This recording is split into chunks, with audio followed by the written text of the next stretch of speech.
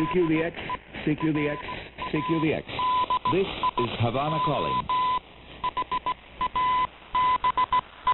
CQDX, CQDX, CQDX. This is Radio Havana calling all shortwave listeners and radio amateurs. Welcome to...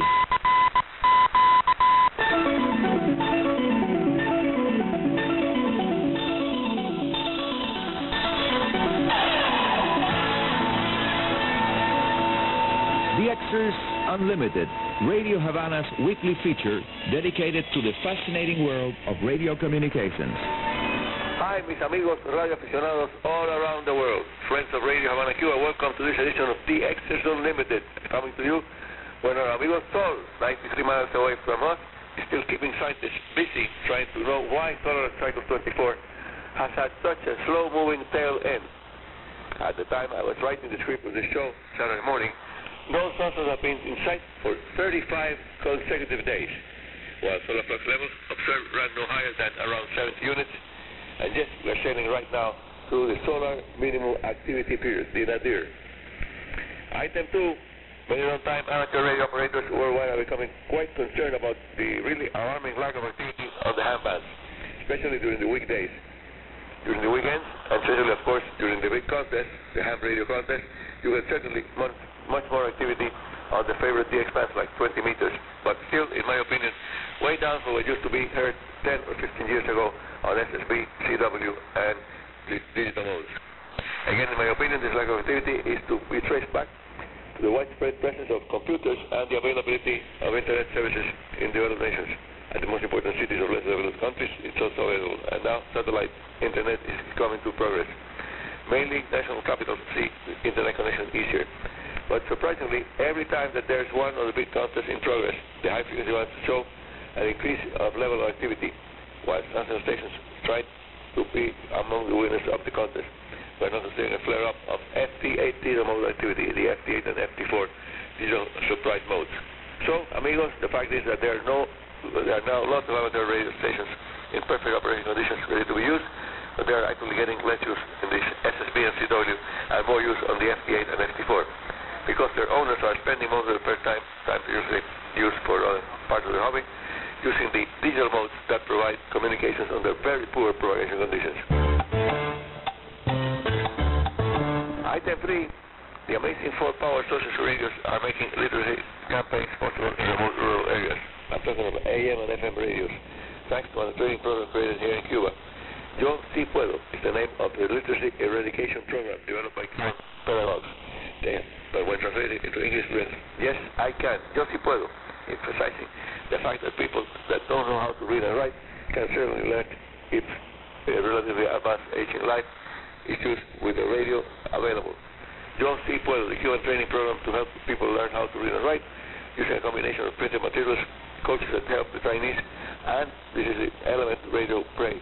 Radio broadcast specially training program being used successfully in Haiti, Venezuela, Bolivia, and New Zealand communities, among other nations of the world. Yet another fascinating use for radio broadcasting that was made available absolutely free of charge to UNESCO by Cuban government, so that its use may be extended around the world free of charge to the more than 8 million inhabitants of planet Earth that are illiterate. As you have just heard, radio can play a vitally important role in helping the world's illiterate persons learn how to read and write at much lower cost than any other way available. Item 4, technical topics here at DXers Unlimited. Antenna topics, popular one. A question sent in by several listeners.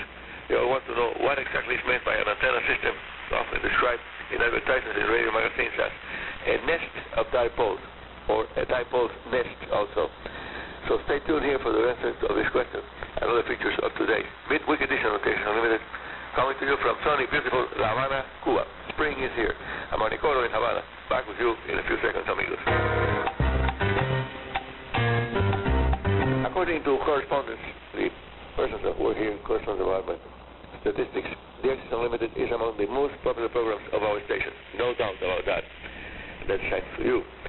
The antenna topic section is ranking always between the second and third place antenna topics of the list of more than the antenna topic section combined with la número uno. The number one, you have questions in this feature aiming at clarifying the concept of a nest of dipoles or dipole nest. So here's the answer. Yes, amigos, those my friends. Several antenna manufacturers around the world, especially those that offer VHF and UHF antennas, are promoting an antenna system by the name of dipole nests. Yes, the nest used by the birds to hatch their eggs. Dipole nest. A name given to a certain number of half-wave dipole antennas tuned to specific frequencies and connected in parallel at their common feed point. That's the essential part of the technical aspect. The dipole nests are not exactly a broadband antenna, frequency band width, but in actual practice, in real life, targeting the resonant frequencies of a certain number of half-wave dipoles can prove to be a quite useful antenna system in actual practice. Although this is not properly a broadband antenna, like the hand connecting the conical and biconical dipole elements that's been so well described in the antenna engineering literature, broadband antenna chapters. For example, amateur radio operators have for a long time used a group of between 2 and 4 half-wave dipoles, wire dipoles, connected in parallel for the high-frequency bands, and fed from a single coaxial cable, keeping on 50 ohm flexible coaxial like RG8 or RG58, and using a 1-to-1 balance between the antenna's feed point and the coaxial cable. One of the favorite combinations for these half-wire versions of the dipole nest is used for covering the 20, 15, and 10 meter bands, while another less common system uses 13, 12, and 10 meters. According to my own practical experience at CO2KK radio station in Havana, using more than 3 dipoles is possible, but interaction between the antennas becomes more of a problem when you try to tune them properly. Dipole nests are sometimes seen at VHF monitoring stations used for the monitoring of the radio frequency spectrum, and those professional systems have up to 6 or even 7 dipoles connected to the dipole center element with coaxial cable. But don't try to buy one of those, as they are pretty expensive, and according to experts, it's much more better option to invest your money in home brewing a broadband conical or cage dipole antennas that will provide much better performance than the typical, very much publicized dipole nest sold by professional manufacturers.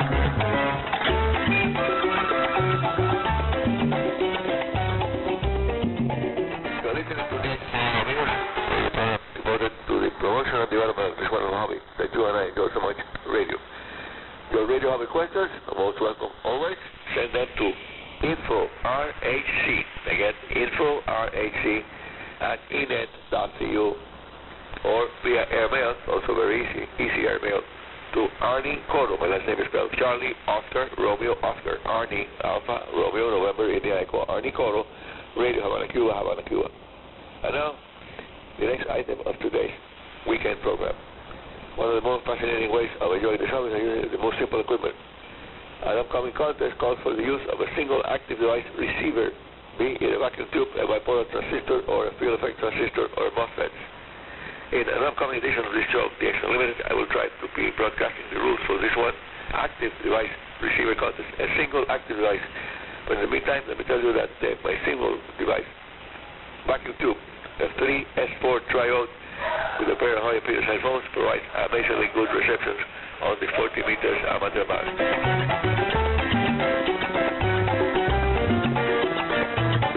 These amateur radio communications are now in progress worldwide using the popular FT8 and FT4 and JT65 specialized communications modes, providing one of the more than 90 different ways you and I have a nice time playing with our radios, now with the digital modes available.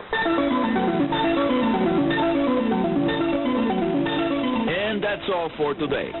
This is Arnie Coro, Radio Amateur CO2KK, your host here at Radio Havana's DXers Unlimited, saying 73 and very good DX.